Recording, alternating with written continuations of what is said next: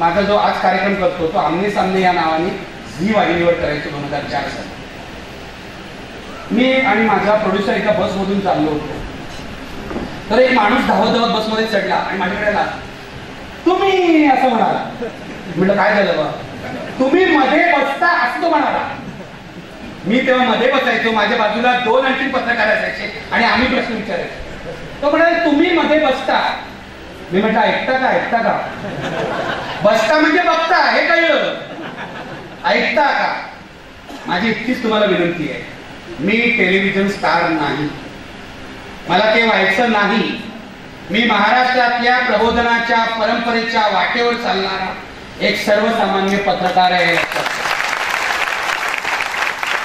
आणि आज जो मी इथे आलो आहे, मी भाषण आता संपवणार आहे, तो तुमच्याकडून हे वचन घ्यायला आलेलो आहे. ही जी प्रतिज्ञा नंतर आपल्याला दिली जाणार आहे, ती प्रतिज्ञा म्हणजे काही शब्द नाही आहे, ते काही ओळी नाही आहे, ते आपण डॉक्टर नरेंद्र दाभोलकर यांच्या स्मृतीला दिलेलं वचन आहे. वचन आहे आणि वचन पाळायचं असतं. वचन मोडणारा विश्वासघातकी म्हणतात. वचन हे पाळायचंच असतं. ते आश्वासन नाहीये, ती अपेक्षा नाहीये, ते वचन आहे आणि ते आपण अगदी आपल्या हृदयाच्या तळातून दिलेलं वचन आहे, लक्षात घ्या. त्या शेवटी मी इतकीच तुम्हाला कळकळीची विनंती करीन की हा प्रवास सोपा नाहीये. मला माहिती आहे हा अवघड आहे. पूर्वीच्या लोकांना सुद्धा हा अवघड होता, पण ते इथपर्यंत आले. ते इथपर्यंत आले म्हणून आपण आज जे आहोत ते दिसतो आहोत. आज आपण शिकायला लागलेलो आहोत, मुली शिकायला लागलेले आहेत, हळूहळू समाज पुढे जातोय. हा आपल्याला अधिक पुढे घेऊन जायचं आहे आणि याची सुरुवात आपल्या घरापासून झाली पाहिजे. हे आपण आज ठरवायचंच आहे की डॉक्टर नरेंद्र दाभोलकरांच्या खुनाचा बदला आम्ही अत्यंत विधायक पद्धतीने घेणार आहोत.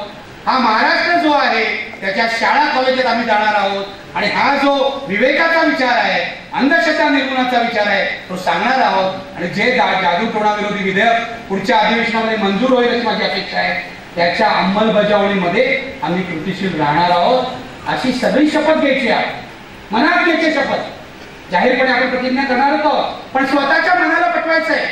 आणि ही शपथ जर तुम्ही घेणार नसाल तर मग अजिबात फुले शाहू आंबेडकरांचं नाव घेऊ नका आणि अजिबात मला कोल्हापूरला बोलू नका, एनडीना बोलू नका, अशा मिटिंग घेऊ नका. माझी अशी अपेक्षा आहे, एवढी भयंकर गोष्ट महाराष्ट्रात घडल्यावर, एका विवेकी माणसाचा खून झाल्यावर सुद्धा आपण जागे होणार नसू तर आपल्यासारखे करंटे दुसरे कोणीही नाही.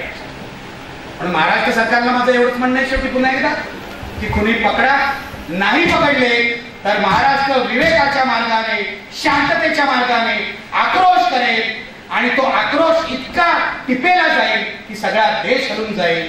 आणि दुसरी गोष्ट, दाभोळकरांचा विचार मरणार नाही हे पाहण्याची जबाबदारी आपली आहे. शेवटी आचार्यकरांचं एक वाक्य ते सांगतो भाषण समोर.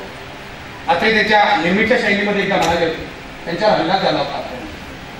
त्यांनी आग्रह केला होता दुसऱ्या दिवशी, आम्हाला मारणारे मेले, आम्ही जिवंत आहोत.